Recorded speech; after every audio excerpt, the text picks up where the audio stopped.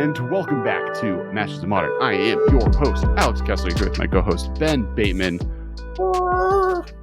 I lied at the end of last week's episode. I said we might be doing a month of Pioneer content. We're not. Today's episode, well, we will bring up Pioneer, though. Don't worry. There'll be a Pioneer minute, at least at one point, and it'll be longer than a minute in length. Sorry for anyone who's trying to screen grab and post this podcast to TikTok or something. Speaking of which, we do have a new podcast TikTok account. So if you follow me or Ben on TikTok, you can also follow the MMcast, the official account name, as I look it up. But it is probably spelled out over my head in a nice little thought bubble that is conveniently being provided by Rick. It is the Podcast on TikTok. Someone stole the Cast. They're the worst. Rude of them.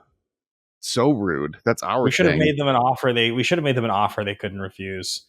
Found them, and I'm still very proud that we got at Corbin Hostler his Twitter name. He was Chosler88, and we were able to convince at Chosler no numbers to give it to him.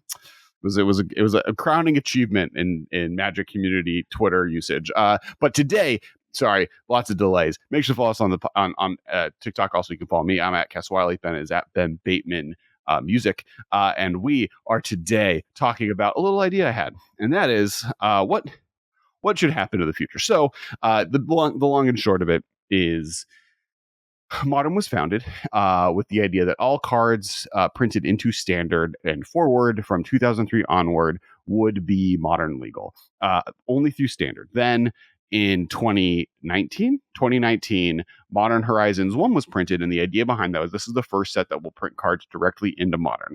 Since then, we've also gotten Modern Horizons 2 printing into that. Also, since then, we are now at a point where there have been more cards printed into Modern through Standard, not including even Modern Horizon sets, than existed in Modern since its creation. To the extent where, as we talked about last week, I mentioned that we're going to mention Pioneer. Pioneer, the entire format, which goes from, I believe, Return to Magic Origins onward.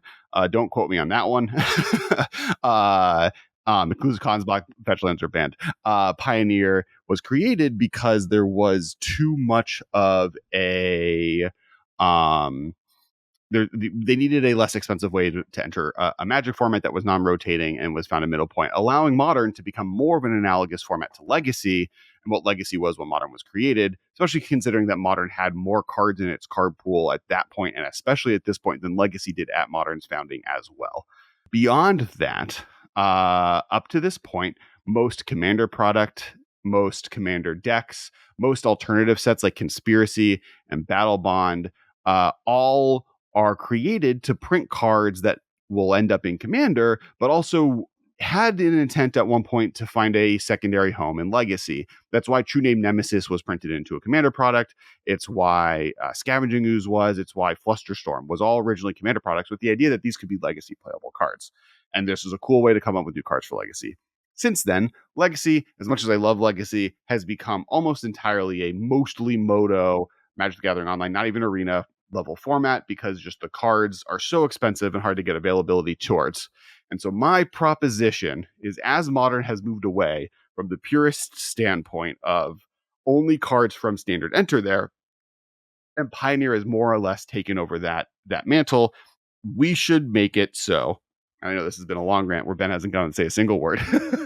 We should make it so that any card printed since 2003 or 8th edition or the beginning of Mirrodin block, which is the beginning of Modern, any new card printed, regardless of it being printed in the Standard, so in a Commander product, in alternative products, non-reprints, specifically new cards, should be legal in Modern. It's an interesting pitch you make, and I think that there's a conversation to be had, and it's really a relevant conversation now more than it's been, right? Like I think the idea behind this is really it's changed in the last 3 to 4 years more than any time ever. Like 4 years ago, this conversation would have felt a little different, but the two Horizon sets have really drastically altered the way that we play Modern, and it's drastically altered the power level of what is considered an eternal level card, right? Like it doesn't feel like we're having the same conversation that we used to have. Not to mention the fact that you have so much more of a focus on design for Commander. And it's not just Commanders, it's cards that are just cool, that play really well, that are fun, and they don't just want to print 6 drops and 4 drops. They want to print stuff that's efficient also, because They realized that I think players who play Commander also are competitive 1v1 players that want to play cards like that as well. So the scalability of those cards, a card that is a 2-drop that is very powerful in 1v1 probably is going to have a lot less of an impact in a 4-player game. So it's a much safer card to print. So you actually have cards that get played in CDH that are very competitive and I think are very interesting. And so for that reason, I think that this conversation is as prescient as it really has ever been. Well, and it's harder than ever to keep track. I have no idea. And the symbol that they use to differentiate, which is like a little extra white dot on the regular symbol for Dominaria United, I have no idea which of the legendary creatures from this set are commander legal only or standard legal only and therefore modern legal. It's so hard to keep track of the line between them. And with this one, it's exceptionally worse because there's all of the box topper legendary creatures, plus there's a commander set that has like 6. One of the commander products is like 50 legends in it or something, so there's just like extra layers of complication there. But overall, the line between what is modern legal and what isn't seems to be like very defined at the moment, but getting thinner and thinner. And there's a lot of cards that the way they're printing it feel like they could just be legal in modern. And with Modern Horizons and soon to be even more so the Lord of the Rings set being printed directly into modern, it feels so weird to me that they just don't allow all of these other really cool cards. I want to be able to play with some of these cards in a 1v1 format. I think Displacer Kitten in modern would be really, really, really, really freaking cool. And there is an additional layer of those cards that I think would be fun to play with. And it just kind of, it makes cards feel emptier when you can't play them in a 1v1 format that's accessible to anyone. I mean, you basically, with the argument you're making is Legacy will only exist as a format that is a reserve list format, and everything else that is not on the reserve list basically can be in modern. Is essentially what would happen. Now, it's not to say no. Hang on. I know you're not arguing for that. I know that's not what you're saying. That's just not what I'm saying. I know that's not what you're saying. Let me explain myself. You said what you're saying is, and then said something I'm not saying. The eventuality of the idea results in anything that is not on the reserve list can be printed into any product as a reprint, and that then is in modern. No. So if they were to print a card from the Weatherlight that's not on the reserve list and it was in a commander product, it would then be modern legal. No. Oh, I misunderstood you completely. I'm drawing the line there. Rick, leave this in. All right. So I'm saying I think that then becomes the purpose of Modern Horizon sets. And like every classic standard set, a reprint still needs to go through one of those avenues to get added to modern. The reason I say this is because if that's not true, there is a possibility that you can do it the way you're saying. It just involves a big overhaul of the ban list. Not that say that modern doesn't need that, but that means, Imperial Seal is now modern legal. That means Mana Vault and Mana, all of the cards that were on any of the special cards that were in packs, right? The Mana Crypt, Mana Vault, Force of Will, Mana Drain. That there's a lot of cards that are immediately added. Now, there's a version where, yes, you know what? Let's just pull off that Band-Aid and just ban the cards that need to be banned, right? Like ban Demonic Vampiric Tutor, ban Imperial Seal, ban Demonic Tutor, like get rid of the cards that can't be legal. I personally think, and like maybe ban some of the reserve list cards that were technically in From the Vault relics that make it really weird because those were printed since 2003, but they wouldn't be legal. No, I would say any reprint, if a card is reprinted, it has to go through standard or a Modern Horizon set. Letting Modern Horizon sets still exist for a reason, among also creating new cards. And then, but if it's a new card printed since 2003, any card that did not have a card printed before then is legal. So I think it's difficult enough for us to keep track, and we're experts of all the cards. I think if you were to allow basically like cards that get printed into those specific sets to be in modern, commander cards, for instance, like new commander sets that have brand new cards printed, that we could use them in modern. It's at that point, like it's difficult, I think, for someone's brain to track. Like, is that card that's in this commander set that I think is cool? Is this an original unique card, or is this a reprint from an old set that I'm not aware of? I mean, that's how it is right now. Yeah, well, but if I buy a commander product, I don't know when I'm opening it, if I'm a new player, which cards are modern legal and which cards aren't. But you probably assume if it's in a commander product, it's highly likely they're not going to be legal. That's probably the assumption That's not what you're buying it for. You're buying it for a different reason. So you might get lucky and you might open, your scavenging ooze or whatever. Like that could happen. And then you're like, oh, cool, I can play this in modern. But I don't think you're disappointed if you buy a commander product and the cards aren't modern legal, because that's not your intention. I actually think your idea is pretty cool. I'm just in my brain trying to keep. No, this is the same conversation we had about when we overhauled Highlander Gauntlet all those years ago. What was it going to be? And what we eventually came up with that format was the same thing that we came up with our Singleton format recently, Hollywood Highlander or whatever we called it, Cowboy, which is just reserve list. Like it's that simple, right? It's like it is or it isn't. And it's highly likely cards won't be on the reserve list because there's only 688 cards or something. So if you are ever curious, you can look it up, but it's very likely you'll be good to go. I think without something as simple as like just a cutoff line, it just gets very hard to keep track for players. But there is a cutoff line, right? It's just like if you could do it reverse, right? Look up if a card existed before 2003. That's no longer not legal unless there's been a reprint in the standard or a modern horizon set.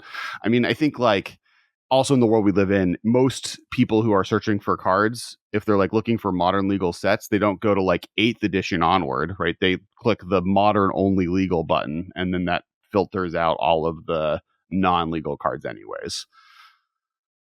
And if you're opening new product, yes, this would bring a moment where Wizards would reprint less old legacy staples into Commander products, which I like don't care that much about.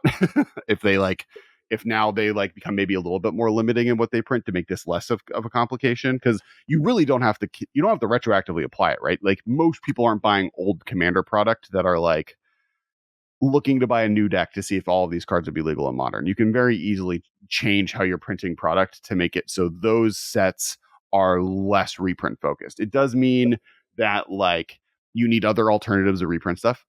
Secret layers exist, as do the occasional set that maybe allows it, or like an unstable unglued situation. But I think that for the most part, most of these cards could just be modern legal, and the only reason they're not is because it like involves an extra step for people to keep track of what's modern legal or not. The other option is bring back that good old fashioned gold border, but maybe not make it gold border, but make it a border or something that makes it so like maybe the cards that aren't legal in modern have a different frame or a different mark on them so that people can differentiate moving forward if they wanted to print Time Vault or Mana Vault into not Time Vault that's on the reserve list. If they wanted to reprint Mana Vault or Mana Crypt into a product, but they didn't want it to be modern legal, there could be a way to designate that. Everything from the same way that like the Mystical Archive isn't modern legal, right? You could just say all specialty rarity cards don't become modern legal for whatever reason. We're already in sort of murky territory with this conversation anyway, right? Like what is and isn't legal. Like it's already like we're already having to sort of throw our hands up because like it's so complicated and hard to follow anyway. Like right now, in a standard release set, there are cards in standard. There's cards that are in the Commander product that aren't standard legal or modern legal, but do have this, can show up in set booster packs. There's box topper cards that are also in set booster packs, but not standard packs and not Commander product that are also not modern legal. I literally have 2 packs. 1 second. There's Jumpstart set boost or Jumpstart Dominaria Magic the Gathering packs, and every set's going to have these. And I actually don't know. I don't know if I were to open these, if what's inside of them would be standard legal and modern legal or not modern legal. I have no idea. Yeah. Well, I mean, I think that this part of the conversation is the thought experiment of what should happen, which I think is a really interesting one. I would love to hear what you guys think, by the way. Leave your thoughts below in the comments. Even if you've made it this far into the episode on YouTube and you have a specific thought about it, let us know if you think it's good or bad. We're going to keep talking about this as the episode goes on. But I know you and I both have a number of cards that we're interested in talking about, like that would add something, perhaps, like that are certain cards that have come from various different products. I thought about this a lot, actually. And I have a few that I'm really excited about that are kind of weird. I really want to go with my number 1 pick. Okay. All right. My number 1 pick is for anyone watching and listening to this to hit that like and subscribe button so that they can join and get this type of Magic content into their feed every week on a Monday and Tuesday, on every Tuesday basis, plus some extra short content on a weekly basis as well. Because if like they don't do that, then how are we going to play Modern ever again? We're really relying on you to hit that like and subscribe, and then comment which card you want to see printed into Modern or which commander card you would like to become modern legal through this process. But actually, my number one is going to be Dak Faden, my boy. You're stealing off my plate here. 1 blue red for a planeswalker. I forget how many loyalty comes down to. -2 steal an artifact plus loot, and an ultimate that lets you exchange things you target. I don't think I've ever triggered his ultimate. No, that's a different one. Yeah, Dak Faden has 3 abilities. He comes down for blue red 1. He comes down with 3 loyalty. His -2 is to steal an artifact permanently, target artifact. His +1 is double loot, and his ultimate, which I think is a -6 or a -7, is like isn't it like flip like 6 coins or something? Or no, is it the Natural Zarek? Okay, so he must be is he the whenever you target something you gain control of it one? Is that what it is? That's what I said. No, you didn't. You said you exchange control of things. Yeah, I said you get an emblem whenever you target something, you gain control. You said exchange control. It's on the record. I agree with you. Dak is one of my favorite. He's one of my favorite cards ever printed. The power level is. You argue with me here? The power level is exactly on the money. That it's not oppressive. It would not be too good in modern by any means, because what would happen is like he is blue, so being able to exile him to a blue card like a subtlety or a fury or a force of negation is relevant. That's fury. A good thing. But you're not going to have that many situations where he's going to come down for 3 and his -2 is going to actually do what it does in Eternal formats, like in Commander formats like that, where you end up stealing somebody's signet or like their soul ring or something, which is like awesome. And we all love doing that. What he's primarily going to be is just a gain 4 life, double loot for 3 mana that if you can protect him, you're going to get way ahead. Like, that's what he's going to be. And the double loot is the thing that everybody plays that card for anyway. I've played that card in many formats, and the double loot's awesome. The longer you can keep him alive, the better. Obviously, interesting, plays well with Dredge, plays really well with Delve. Like, there's a lot of cool things that are already interesting in Modern that he just, at 3 CMC, is almost too expensive to be a part of anyway. But probably like in a Murktide deck, I think you'd probably play 1 of these. Like, it's probably card number 60. I don't think you play 2. Like, I think it's too expensive. Like, he could pretty easily see play in a Hollow 1 deck that like wants to get the discard looting effects done, or like a weird alternative Dredge card. Like, I think there's like other uses for his ability, and like his minus is not to be ignored, right? Like, Affinity is a deck you face, Hammer Time is a deck you face against. Like, there are decks that this Planeswalker would be pretty good against. Yeah, I mean, he's definitely a card that does something. Like, that minus incidentally will be good sometimes, in the same way that it's not always good in more Eternal formats. But I just think Dak's a fun card. Dak's one of those cards that I don't think anybody would argue. You know what he reminds me of in a lot of ways? He's more powerful than this, but he feels like he fits the same mold. Is a Tezzeret Agent of Bolas. He feels like he's in the same class of like, if this is good, this is going to be really good. But probably I have things that are better that cost a little less than this that are going to get the job done. So I don't know that I would ever actually play this card. But I just might be playing one of these, and in the certain situations that it's good, it's going to be my favorite card in the whole deck. Like, that's kind of how it feels to me, and that's totally reasonable. I think on the same note of a multicolor artifact or artifact-friendly card, and this is one that's been talked about forever, I think Baleful Strix is just such a slam dunk. I don't know. How can anybody argue at this point that Baleful Strix is not legit? like black blue for a 1/1 flying death touch artifact creature that when it enters the battlefield you draw a card. I think the limitation is that the blue green snake version of it sees tons of modern play. Yeah, which like you draw a card, has death touch if you have worse, right? Like that card is strictly worse than Baleful Strix. I guess it's not an artifact, so it's slightly harder to kill, but debatably that's flash, a benefit. It has flash. Okay, so it's right, but it needs snow artifacts, right? Like, if it has snow, it gets death touch. But I believe it gets death touch if it has snow, but it has flash to begin with. Yeah, it's called Icefang Codal. It's blue green for a 1/1 flash flying snake. When it's the battlefield, draw a card. It has death touch as long as you control at least 3 other snow permanents. So you're trading the fact that it has flash, and it's not an artifact creature, and it doesn't naturally have death touch. Which, I think it's really good. I guess that is, they are very different. So Baleful Strix, I think, yeah. I mean, by the way, I want Baleful Strix in the format anyway, so I'm not really against it. More just it's interesting. Yeah, give me I my just think claim it fame. works well with a lot of cool decks. It works well in grindier decks. It gives blue-black decks a reason to be a little bit more grindy and less aggressive or tempo oriented.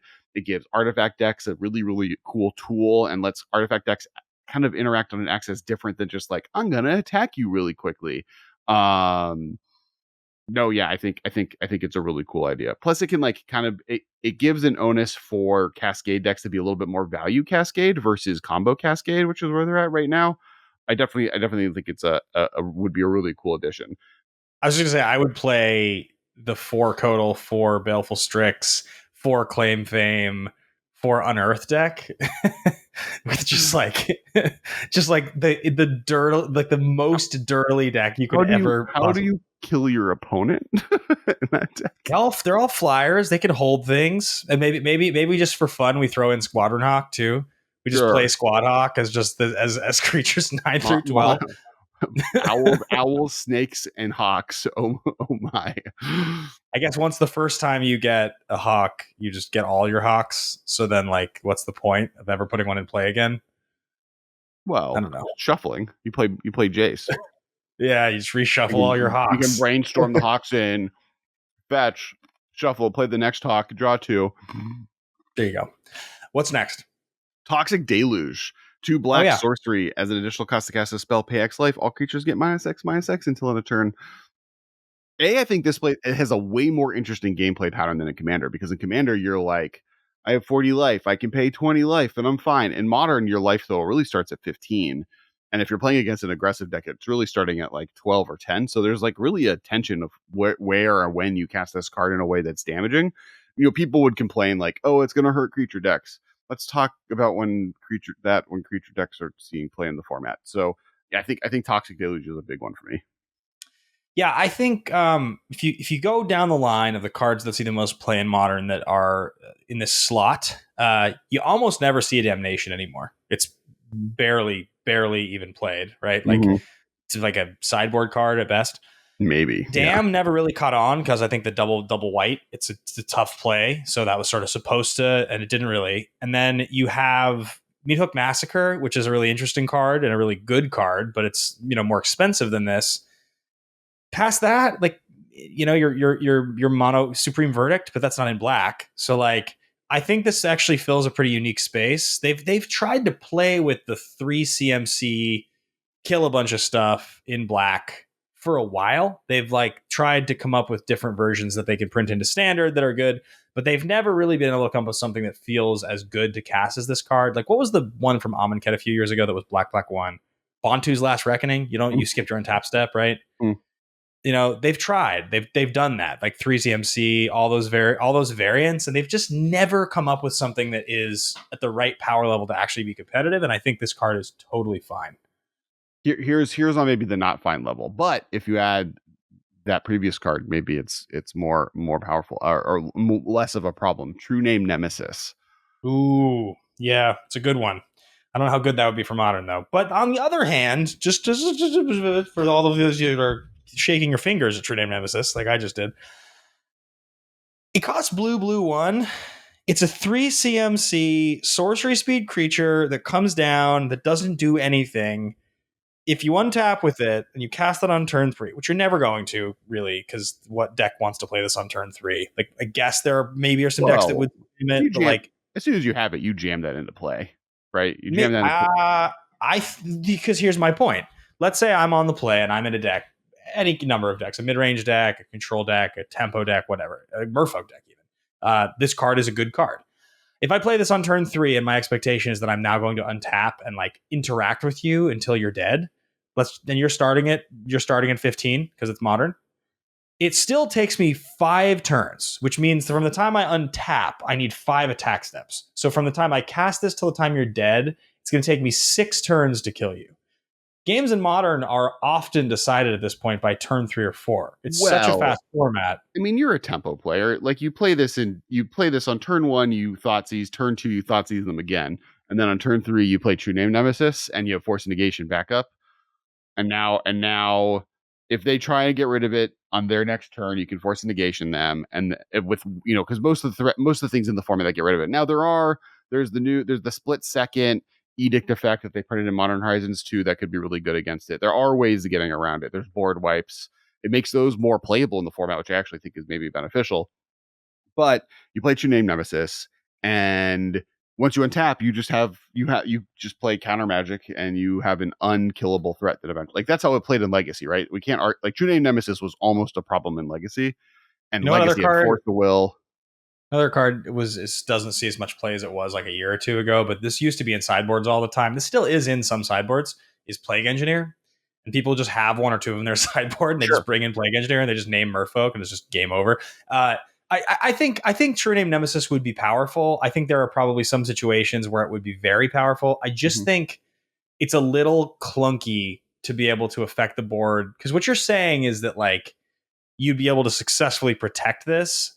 And name a tempo creature ever that has been sorcery speed 3 CMC, like that was like the dominant tempo creature, like sorcery speed 3 CMC. Wait, I'm thinking about it, and I think I have one. It was this really big role player. It like almost dominated Legacy for a few years. It was actually originally printed in a Commander product. True Name Nemesis. All right, that's a fair point. You make a strong point. It's not like I've made this card up. It has had years of play. I mean, I think worst case scenario, you ban it, right? I think that's the other point. Is I think there are going to be cards that become legal in this format through them being printed here. That we're going to think of some of the more iconic ones, but maybe like there's going to be like some weird legendary creature or something that no one's thought of that in Commander it doesn't matter, but in Modern, when you can have 4 of it as a thing you play, becomes problematic. My next card is wait, don't I get next card? Don't we get to trade off here? Sure. Yeah. Also, I almost talked myself into hating on True Name Nemesis there live on the podcast. You guys were witness. I almost did it. You're like, that card's bad. I'm like, Dong take. I am going to go next with a favorite of mine. Sorry, really quick. I did remember a not True Name Nemesis option, Geist of St. Traft. That didn't dominate an Eternal format. That was good in Standard. Like in shot play, it was a real deck in Modern and was a dominant card in Standard. I got another 3-drop that was very, very good that I think we added to this list. It's called Grand Architect. It was dominant at one point in Standard. It was very good. It wasn't that. It definitely was not what you just said. My card locked out a bunch of F&Ms in Standard. Brad Nelson crushed with that card. My next card was printed originally in Battle Bond, I believe. White 3 for a 1/2. It's a mythic rare, Arena Rector. When this creature dies, you may exile it from your graveyard, search your library, and put a Planeswalker card directly into play. It's Academy Rector, but for Planeswalkers. I love this card. I've always loved this card. I think it's such cool design. It's such a unique effect. There's nothing else that does this. The closest thing you can get to this is playing like Wargate or like some sort of like Call the Gatewatch, like one of these like search for a Planeswalker type of deals. But like there's basically nothing that puts Planeswalkers directly into play from your deck. What's his name? The red one that you can put a Planeswalker. I think it's called Planes. What's the red one? We could put Planeswalker straight from your hand into play for like 1 red. I have one on my desk somewhere in front of me. Yeah. It's on the screen right now. Yeah, it's a good card for Planeswalkers. Yeah, it's a good card, but this one gets it from your deck. So from the perspective of like coming up with cool combo chains that involve Planeswalkers, whether it's like a Saheeli Cat deck or it's like some kind of a thing where you want to do like the doubling season with a Planeswalker that goes infinite deck. It's the Vivian Birthing Pod combo deck that we were talking a lot about when Campana came out, right? That's probably the best shell for it if you're looking to do a combo tutor, because literally you just need this card and a sack outlet and you win. Well, as long as you have the other piece of whatever combo it is you're going for, right? It's like Planeswalkers are good, but you need to have a combo to win. Well, so point being, Vivian. So Vivian needs a 3-drop in play. So if you play with a 3 mana sack outlet into the Academy Rector, you win because you sacrifice Academy the Searcher You get Vivian. Vivian then activates her birthing pod ability, sacrificing this search outlet, grabbing Cat, blinking Vivian, who sacks Cat, gets the angel that reanimates things when it enters play. I'm forgetting the cards of every name of the card, but luckily all of this is on screen. Karmic This Guide is is a YouTube the card, I channel. believe. Thank you for liking and subscribing. That then gets Cat back. It blinks Vivian. Vivian then sacks the Cat again to get Kiki Jiki, who then copies the angel that reanimating the Cat, and then you go infinite with Kiki Jiki. There we go. I remembered the combo. You guys are witness to that Zach Galifianakis gif of him with all the yes. So I just think this card's unique. I don't think this card is too powerful. I think this card is a fun card that we don't have anything like, and I think it's just an interesting card that exists in kind of a vacuum, and we just haven't had this card. Yeah, and like that's the Vivian thing. Like you could also just like play it in a blue-white control deck that plays one Ugin.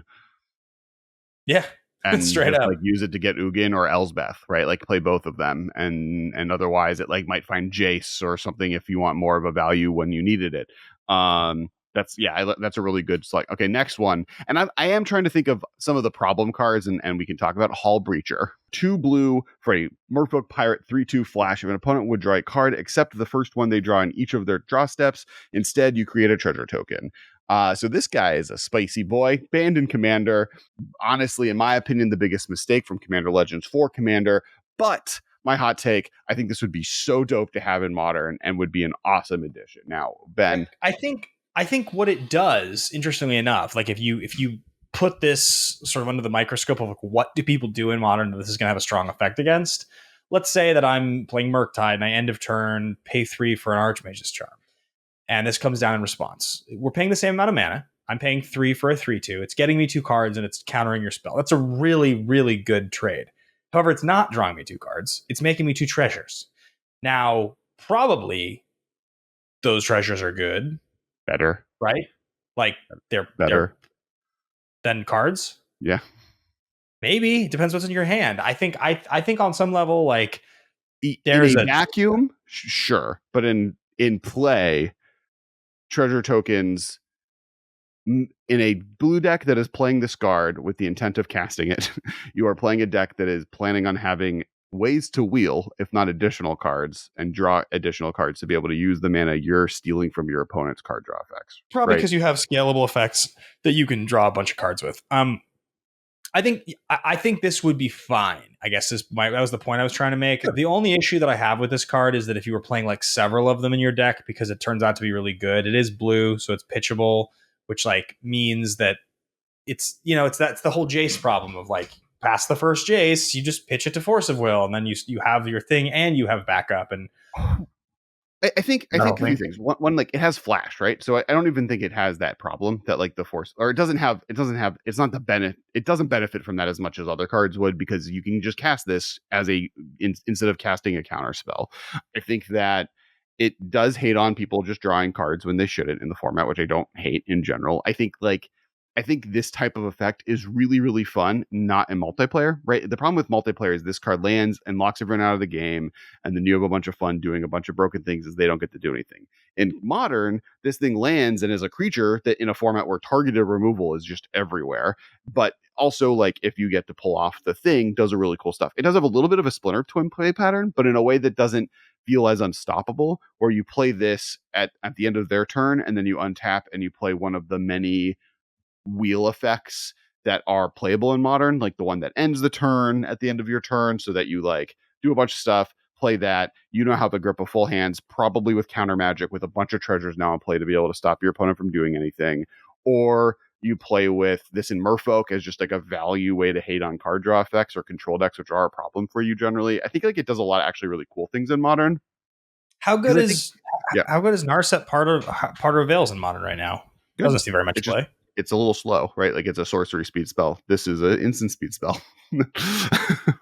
Yeah, and it's a creature. I think this would be fine. I'm on the same page as you. I think it would be totally fine. I also like unequivocally think making treasures off of this effect is better than drawing cards. And like I've like spent podcast episodes talking about that, but like the fact that if I cast this and it's the version that draws cards and you do something, I'm now tapped out, right? And so even if you draw me extra cards, I can't play them. And I can't, even if you say you draw me like 3 extra cards, when I untap, I can only really play 1 or 2 of them with the mana I have. With him, instead of drawing extra cards, which I probably have some already, I now have mana that I can then use to cast spells, including cast spells to interact with you on the turn now that you've drawn cards. So I think there's a lot of cool effects to it. So let's go down. Let's stay on the same path with this one and go with my next one, because it's the comp opposition agent. That was my next one. Black 2 for a 3/2 creature. It is a human rogue with flash. You control opponents' libraries while they're searching their libraries. You control your opponents while they're searching the libraries. While an opponent is searching their library, you may exile each card they find. You may play those cards for as long as they remain exiled, and you may spend mana as though they were mana of any color to cast them. Notice it says play them, not cast them, which means if they crack a fetch land, you get to decide which fetch land they get, and then you can exile that fetch land and you can get it. You can play their land. That's in Modern going to be the most notable thing here that's happening. I think there are other circumstances that are good for sure, because there's other good tutors in Modern, but that's the most common one, and that's the one where you're gonna instant speed stone rain them basically, and accelerate and get a 3/2 creature. That's pretty good. that's pretty damn good. People don't play a lot of 3 CMC land destruction in Modern, so it's not like there's a comp for this. But if your 3 CMC land destruction had flash, gave you a 3/2 creature, and did a damage to them, I feel like you'd probably play it. Yeah, I think this is better than Aven Mind Sensor, but I don't think it's that much better than Aven Mind Sensor, right? And like Aven Mind Sensor sees some amount of play. I think this is better than Ashiok, which is really good. Like I think this would be a Modern playable card, right? Or staple even. I think that's cool. Like I think like hating on fetchlands more is a good thing for Modern, because the answer to this is the play less fetchlands, which I think is good for Modern. I think this is a lot better than Mind Sensor. There's 2 reasons.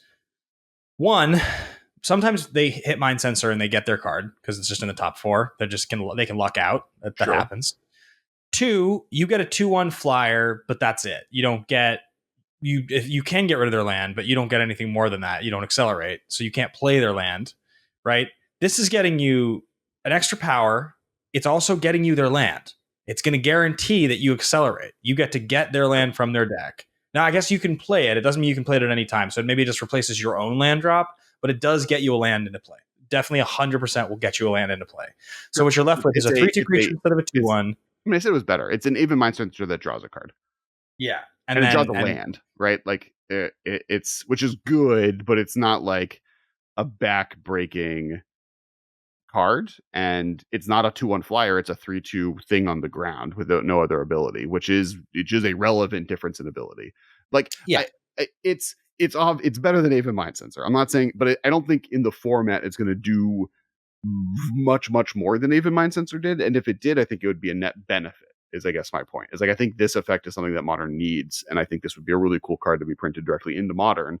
And if we're not going to get that, do it in our way, which is everything gets added. But yeah, I think like the way like a 3/2 flash hate bear that hates on fetch lands in a way that's less toxic than Blood Moon is a positive in what it would do for the format. And it also hurts specifically the decks that need kind of hated out the most, which are the like big money pile Yorion. Here's every fetch land in the game. I'm playing 5 colors, right. Elemental, blah, blah, blah, blah, blah. And this is like a great card to kind of adjust against those in a way that I think is really cool.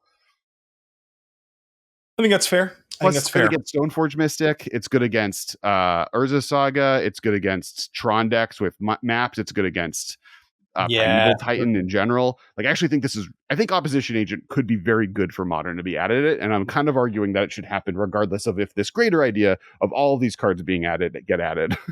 Maybe my Opposition Agents would finally be worth anything. I'm now going to the world of. So I kind of want to talk about some mechanics, and well, as we go back and forth, I'll hit a few of them, because I think one place that people are like their brains. Their lizard brain in the back of their heads are like aggressively being like, no. I hear what you're saying with like cool random cards, but the commander specific mechanic cards, those are bad for Modern. I don't want those in this format. And I'm here to tell you that almost all of them either are made where it wouldn't matter, Like, so for instance, in Conspiracy, there would be cards that are legal that care about which draft picks you did. Those abilities just don't do anything in a 1v1 game. Or in the case of the cards I'm going to say, stuff have been templated so they work in 1v1. One example of that is Partner With. So Partner With in a 1v1 format, which is where it came from, right? It's from a limited format, means that when you play this, you search your deck for the card it mentions, which there are a few cards that do that already in Modern.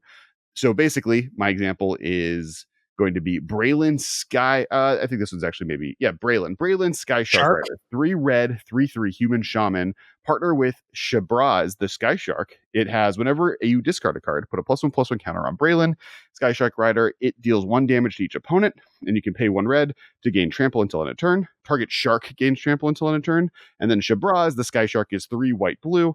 Shark Bird, legendary creature, partner with Braylon Shark Rider, flying. Whenever you draw a card, put a +1/+1 counter on Shabraz, the Sky Shark, you gain 1 life. Target human gains flying until end of turn, 3/3.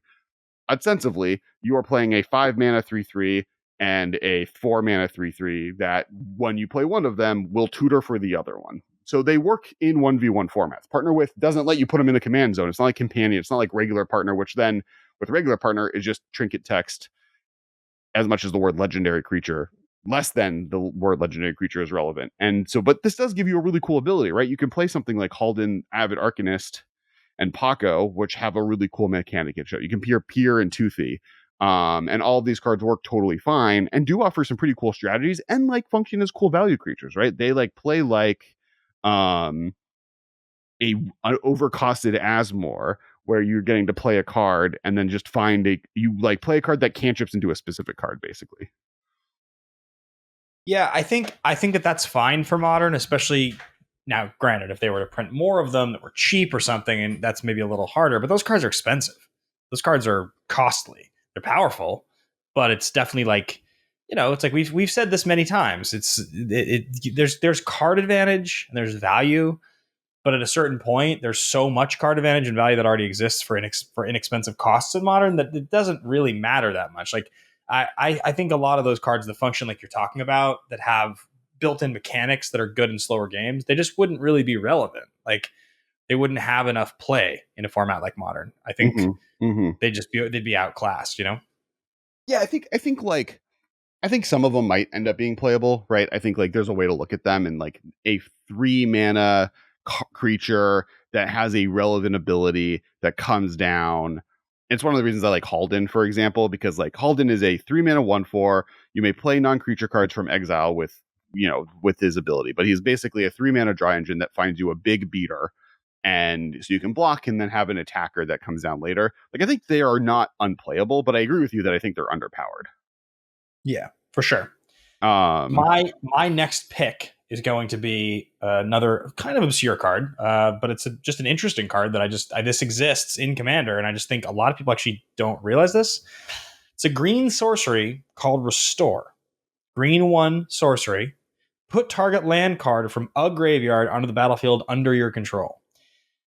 Really just like unique targeted effect. It allows you to get back like any kind of utility land that's trying to do something cool for you, but it also just allows you to not get stalled out if you have a fetch land in your opening hand and this card, and you don't hit your 3rd land drop.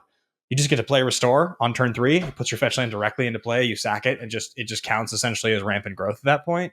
But it has so much utility in terms of what you're doing. There are so many cool lands now, whether it's like you channel a land relatively early in the game because you need to use it to blow something up, but you need the source. Like it allows you to just put it directly back into play. I mean, by no means a card that I think is going to be a staple. It's just it's a good example of a card that I think is unique. It's the only card that does this that's ever been printed. It's cost 2, which puts it on a curve for like the kind of stuff that Modern wants to do. And it just doesn't exist for what reason? Doesn't that feel like that could have just been a card that was in Standard, that just was an option in like lands decks, in any number, and like that could just be played as a one of in Amulet Titan decks? Like there's so many different decks that card is just good in. If your opponent finds a way to blow up your land that your whole strategy is built around, like just a cool card, I thought. Yeah, no, I think like it offers a cool effect that I honestly am surprised it hasn't been reprinted in the standard. I think like maybe it's too underpowered in some Yeah, ways, could but be. I agree. I think it's a really cool ability.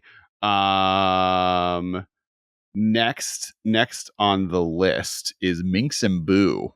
This is seeing a lot of legacy play recently. So, and it was one of the ones when I brought this up in the internet, people brought up Minx and Boo, Timeless Heroes, 2 red green, legendary planeswalker Minsk. When Minx and Boo, Timeless Heroes, enter the battlefield, and at the beginning of your upkeep, you may create Boo, a legendary 1/1 red hamster creature token with trample and haste. +1, put 3+1/+1 counters on up to one target creature with trample or haste. -2, sacrifice a creature. When you do, Minx and Boo, Timeless Hero, deals X damage to any target where X is the creature's power. If the sacrificed creature was a hamster, draw X cards. 3 loyalty. So, one thing that I did not read, and then it has this can be your commander, which would be just irrelevant text in this format, which is fine. Some cards have text on them that isn't relevant to formats that they're in. One thing I read that I did not read is that it's a legendary creature and it will create this every upkeep and the turn it comes into play. So it's not just legendary rule applies, right? So you can't keep both copies that you get, but you will get a hamster every turn, a token that you can use. And you can get one that just dies, triggers death triggers. You can always sacrifice the other one to something that then let the other one survive. You can just attack willy-nilly with it. You also, the turn it comes into play, can make it a 4/4, right? So this comes into play as a 4/4 trample haste hamster creature token that then attacks that turn. And then, and then you can just sacrifice the token. There's a lot of different things you can do with it. And it's seeing Yeah, the next turn you minus to deal 4 and draw 4 cards. It seems pretty good. Yeah, exactly. Yeah. So like obviously great, really good in Jund. I think this card would be so sweet in Modern. It's actually one of the most expensive cards from Baldur's Gate now at $30. And I'm a really big fan of what this could help with Jund. It's more like a boomer Jund to play, right? It's not like it like falls into that Bloodbraid elf spot. It's a 4-drop planeswalker, which I think is really cool and is I think a good thing for the format. I have literally never seen this card or heard of it once in my entire life. I like the art on it a lot. It seems very cool. It seems like a card that has really cool. It seems like a card that has really, really cool stuff built into it. I'll tell you what I would actually want to do with this card. I would want to play this card in you guessed it, Mir Superior deck. And the reason is because it's in green, so it already plays into the colors that you want to try to get a Mir Superior to play with. But this card just comes down and just makes Mir Superior an 8/9 trample. Does Mir Superior have haste or trample? No. So it can't with trample or haste. Yeah. Fine. I thought it gave it trample and haste. You were close. Neither does Burning Tree Emissary. Like both cards would be bad with with this card. Never mind, on the other hand, you get out of my Mir Superior deck. You're not allowed. It makes its own Mir Superior. Yeah, I don't need it to make me a Mir Superior. Boo, which is a way cuter name. Mir Superior has been outclassed. It's so sad for me. I always try to find ways to go back. I feel like they need to just make me a better one. They just need to make me like a. We're like, going back to bricks. Yeah, we might get Mir Superior, Mir Completion. No, Mir Superior. That's what it'll be called. Sure. Right, Mir Superior, and it'll be like. But if they give me Mir Superior and it's like they did with the stupid 4-mana Delver, I'll be like, this is dumb. I'm not playing a 4-mana Delver. What if it's Mir Superior and what if it's Mir Supreme and it has like sour cream and some tomatoes on it? It's a good one. Solid. Next, we want to talk about a card that is a card that just like won't work, right? Like this is a card that based on the mechanics it has is just a non-functioning card in Modern, which is fine, right? Like by the conceit of the format, there are going to be cards that just don't work in the same way that other mechanics that have been printed in the Modern just don't work anymore. Like there are cards that Mana Burn was printed with them with intent, and that just is a card that doesn't work in the format. Jessica Thrice Reborn, 2 and a red, legendary planeswalker Jessica, comes in with 0 loyalty. When Jessica Thrice Reborn enters the battlefield, it enters it with loyalty equal for how many times you've cast a commander from the command zone this game. Because you don't have a command zone, this does nothing. It enters with 0 planeswalker, 0 counters always. Choose target creature until your next turn. If that creature would deal combat damage to one of your opponents, it deals triple that damage to the player instead. Jessica Thrice Reborn deals X damage to each of up to 3 creatures. So those abilities don't really matter, but in this conversation, I did want to throw out that there will be cards that are iconic that just don't work, and I think that's fine, and we know that, and we're arguing for it. I do think, though, that in the long run, there could be cards printed that, like, and there are cards that exist now, like Planeswalkers enter with loyalty, different than they normally would, like with additional loyalty counters they would enter. That's an ability that has been printed. If it hasn't been printed, it could be. The other one is like, what? I was gonna say, I also find it interesting the idea that, like, okay, Companion was the first mechanic they tried printing into Modern that was essentially allowing you to have a commander in Modern, right? It wasn't technically a commander, but like it was supposed to mimic that idea. That was kind of what we were supposed to be able to do with it. So it's not beyond the realm of possibility that at some point they do find a way to print cards that function as commanders that would exist in 1v1 play. They would just function differently. They would be templated to be able to work in both 1v1 or multiplayer play. And then cards like Jeska become actually on the table again, because there's no rule that states you can't have a commander in Modern. It's just that just hasn't been printed in a way that it works yet. I mean, you can't play tradition. You can have a commander in Modern. I guess I think that would be a mistake, right? Like, I think Companion is considered, and I think Wizards has stated that Companion is one of the biggest design mistakes of all time. If not the biggest one. I think they said it's the most broken mechanic above Storm. Like, it's Companion then Storm now. Not to say that they won't come up with new ones that are commander focused, but I think like bringing commander in the Modern, I think, is a mistake. I think that I'm more fine just with these cards not working, or someone comes up with a cool deck like we just mentioned, where it's like, there's a 2-drop creature that just lets like red planeswalkers come in with an additional loyalty counter. Just as an inherent ability. That, I think, is like a cool thing. The next card is Marin of Clan Neltoth. 2 black-green, human shaman, 3/4. Whenever another creature you control dies, you get an experience counter, which do work in Modern or any type of 1v1 format. It goes in the command zone. You have a counter. It works like an emblem. At the beginning of your end step, choose target creature card in your graveyard. If that card's converted mana cost is less than or equal to the number of experience counters you have, return it to the battlefield. Otherwise, put it into your hand. I know this card well. And I always dismiss it because of experience counters, because I'm like, I don't know what that is. I don't want to deal with that. I mean, if you answer it, it dies. If they have a second one, then it gets to remember the experience counters, which is a cool effect that you get from being able to play these in formats where you get multiples, right? You get to like build the experience counters off of themselves.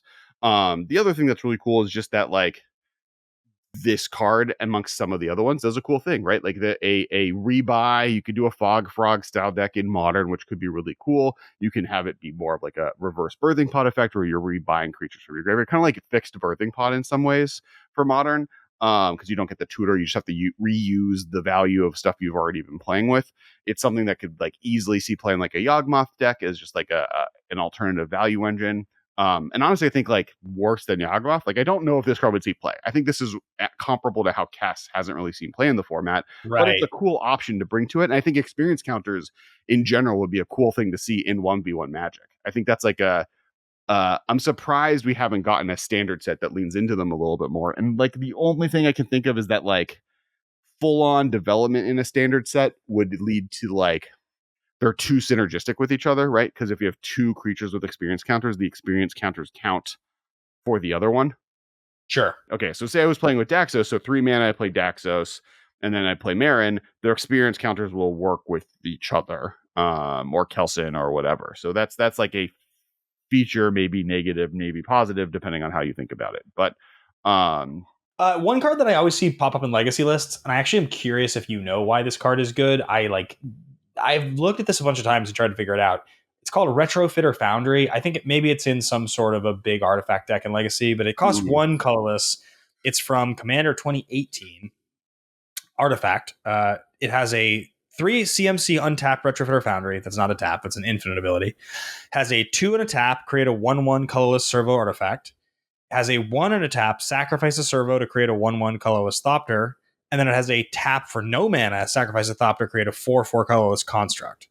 So it obviously, like, if you have infinite mana, it makes a billion creatures, like, just goes nuts because you just untap and just make a 1/1 a million times, then make an infinite 4/4s.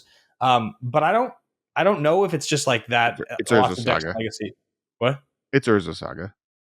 just Saga gets this, and Well, then so there's so so it does two things, right? Urza Saga gets it, and then it is if you are playing a deck that can make infinite mana, you can use Urza Saga in that deck, and now you get a tutor a outlet for that with zero upfront cost, right? Arguably a positive leaning cost. You're making money by playing Urza Saga, even if you're not playing this. And then for value oriented decks, like once again with Urza Saga as a one of in your deck, you get a very, very, very easy to take advantage of mana sink value engine that lets you eventually start pumping out 4/4s, but also 1/1s and flying 1/1s in the meantime as you play the control game that a deck that's playing with Urza Saga wants to do. So it's just Gotcha. like one of the best Urza Saga, like generically good Urza Saga targets. And then on top of that, if you have a engine that can make infinite mana, go have fun, do the thing. But yeah, this card would be really cool for that reason. Would be really cool in modern. I don't think it would be broken in modern. I think this is like the exact type of stuff. Like these are the cards that I want to see be added to modern through this effect. Like, Yeah. I would love to see the cards people comment below that they think would break the format in half by adding them. And as I said, this is specifically only adding new cards. There are obviously reprint cards that would be added that would break it, and maybe I wouldn't also mind. Like we could argue that just every card ever printed and just extend the modern ban list, right? That's like totally a thing. But the last card I have to talk about, and then we can get to closing remarks, is Kappa Cannoneer. 5 blue turtle warrior artifact creature 4/4 improvise. Your artifacts can help cast this spell. Each artifact you tap after you're done activating mana abilities pays for 1. Ward 4. Whenever an artifact creature enters the battlefield under your control, put a +1/+1 counter on Kappa Cannoneer, and it can't be blocked this turn. Also, legacy playable. Really, really fun card. Kind of plays into the affinity lists, but like has a really cool effect. Plus, it's just a turtle with the cannon on its back. Why would you not want this in modern? Card's super dope. I kind of missed this card until like 2 weeks ago. I was looking through some stuff, just like what can I get that's really powerful in an artifact deck that wants to go turbo early. Mm-hmm. And it's funny, historically in Gauntlet and in Hollywood Highlander, we would play Tinker into Blightsteel. It's like a thing we always did Mm-hmm. because if you had it, you had fast mana, you could get it out really fast. But there's Mm-hmm. so many people that can just handle that now, that it's funny that this card is almost like a better option to get early when your opponent doesn't have enough mana to interact with you, because it's so hard for them to deal with it. It's really hard to interact with, and it gets big really, really, really fast. Yeah, no, I mean, and like, there's a ton, like, other cards we haven't mentioned. Duretti would be a really, really cool addition to the format to create like a red artifact reanimator list. A Minotaur does a really cool stuff. Like, there's so many cool cards, both commanders and regular creatures. The mechanics that we didn't mention. Eminence doesn't matter anymore, right? Like Markov, you don't get in the command zone, so you just have to play him like a regular vampire. But yeah, I think like overall the format could be like, if we're already living in this world where Modern Horizons exists, so we have all these new cards in Modern, and Legacy has kind of gone away, and I do think a lot of these cards would be really cool to play. And it's something I realized while paying attention to this preview season specifically. There's a lot of these really cool cards that I would love to see in a 1v1 format, right? Like I think they'd be really cool there, and Legacy isn't it. Legacy just like isn't available to 99% of the population unless you're playing Moto, and even then it's pretty limiting and not the most fun experience. Plus, a lot of the cards, especially these cards that we're talking about, aren't on Moto. Like Moto hasn't added a lot of these commander cards until they become like legacy playable cards, which the barrier of entry is so high there. Adding them to Modern is such a cool idea, and like I think adds a bunch of really cool effects to the format that open it up in a cool way. And most of these cards just won't see play. Like there's a bunch like Dauntless, I think is what's the like there's this card costs 1 less for every opponent you have board wipe. That card is a 9 mana board wipe in this format or whatever. That's fine. Yeah. Like it's fine that there are a bunch of cards that don't see play. And there's going to be cool stuff like Retrofitter's Foundry that do see play and add a cool new spin to the format that offers different angles to play it and other reasons to play some cards that aren't Modern Horizons cards. Yeah, I think it's a cool idea. I do think it's a little clunky getting there. Like I don't know how you jump from where we are to this in a way that doesn't feel like it's uprooting the format a little. There's so much stuff you'd be adding, and we talked about some of them that are powerful. I'm sure there's a bunch we're forgetting. It's weird. Modern is just such a quickly evolving format. There's so many good cards that like it sort of feels in some ways like it's powerful enough to be able to withstand a major upheaval, but at the same time, it feels like it's a really interesting and cool format. And who knows what would, this, who knows, something like this could break it, like in a bad way, like ruin it, like it might just, and there is a part of me as a tenured player who's played it for so long now that I am just made nervous by adding another complicating factor to format legality. It does make me a little nervous. Just my awareness and ability to talk about it and thinking about it. It's hard to keep it straight in my head. It would make it less fun to feel sort of more confused. But I don't think that that's a limiting factor enough to invalidate this. Here's my miniature pitch. Because I think there's two ways. Just people should try this out, right? Like beyond which cards they want to see, give me some brews. Let's see some lists. Let's see in the comments or in general. We'll make a section on our Discord, link below. We've already added a section called the micro format section to the Discord that has a bunch of different cool little micro formats that have been people are trying out. And we'll add a section for this one because I think that'd be really cool. And we'd love to communicate there. Plus, hear on what you think, what's going on. My other pitch is maybe this is because one thing. Remember when we did the singleton, the new singleton 1v1 format that we were working on, and we ran into two problems. One was Modern with no ban list, which just felt a little empty. It felt like a little bit too much like why I'm not playing just regular Modern. And then we tried no reserved list, and that felt a little too much just like Legacy. It didn't feel that different from just like Canadian Highlander light. Maybe the answer is this. Maybe the answer to that format is 100 card singleton. All cards printed after 2003 are legal.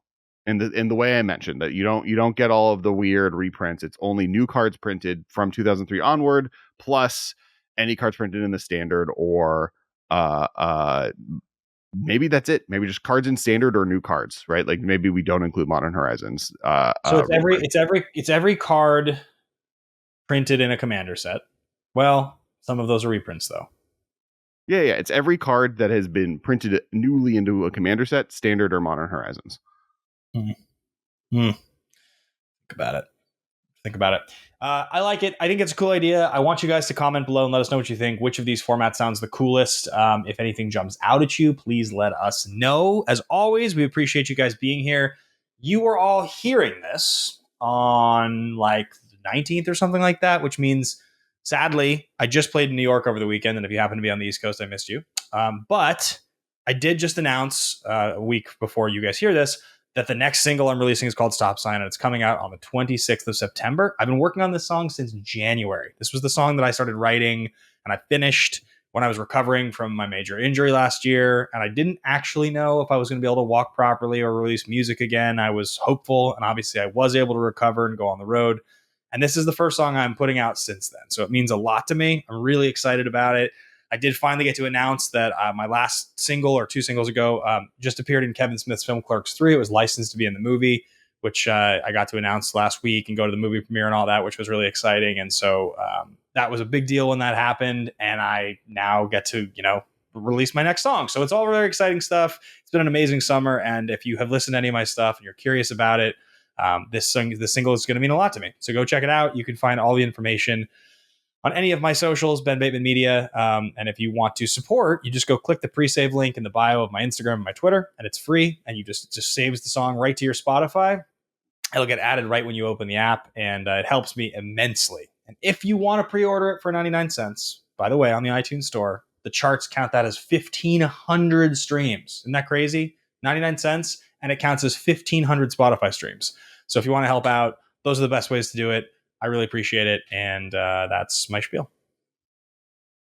All right. And thank you, everyone. Our sponsor, thank your sponsor, Channel Fireball, for hosting this podcast, as well as if you are looking to buy some cards using the code the MMcast or MMcast on their website, helps us out and gets you a little bit of a discount. Also, if you are looking to go to MTG Summit, me and Ben will be there. And if you use the code Kess, Kess, you get a discount on your price of admission, and it helps us out. It helps us be able to go. It goes to our ability to attend and get lodgings, etc. So if you can check all of that out, There are links below. Last but not least, as I mentioned, the Discord, where you can participate in all these cool microformat ideas. And please comment and hit the subscribe button if you haven't before. And we will talk to you all next week. Bye, guys. This has been a production of Time Traveler Media, sending podcasts into the future.